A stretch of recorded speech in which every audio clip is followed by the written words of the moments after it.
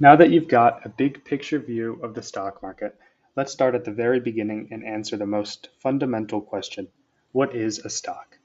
It might sound like a simple definition, and it is, but truly understanding what a stock represents will help you see why people invest and why companies offer stocks in the first place. At its core, a stock is a small ownership in a company. That means when you buy a stock, you're not just purchasing a piece of paper or a digital ticker symbol, you're literally buying a slice of that business.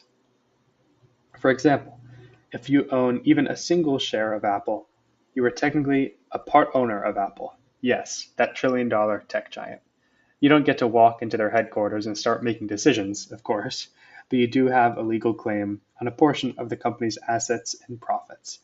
And if Apple grows and becomes more valuable, the value of your share can grow as well. To make it even clearer, think of a pizza cut into 8 slices. Each slice represents a share of ownership in that pizza.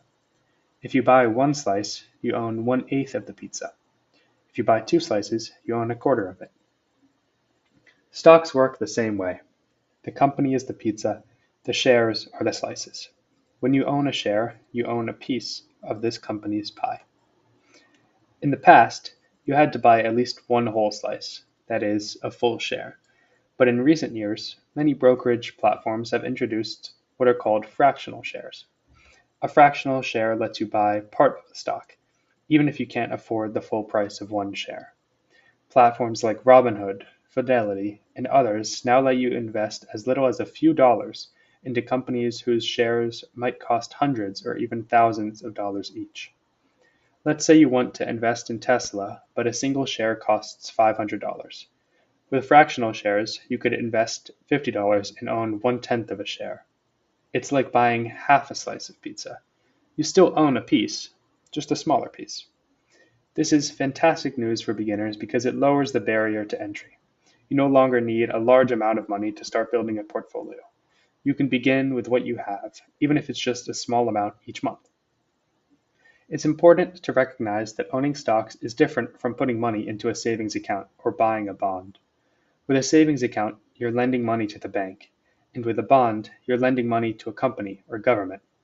With a stock, you are not lending, you're owning. That ownership comes with the possibility of dividends, which are cash payments some companies distribute to their shareholders. It also means you benefit if the company's value rises, but you also share in the risk if the company struggles and its value drops. Understanding that a stock represents real ownership helps you think like an investor, not just a trader. When you buy shares, you're becoming a partner, a very small one, but a partner nonetheless, in that company's journey. So when you hear news about a company launching a new product, increasing profits, or facing challenges, it matters to you because you literally have a stake in that outcome. So that's the essence of a stock, a slice of ownership in a company, whether that slice is a whole share or just a fraction.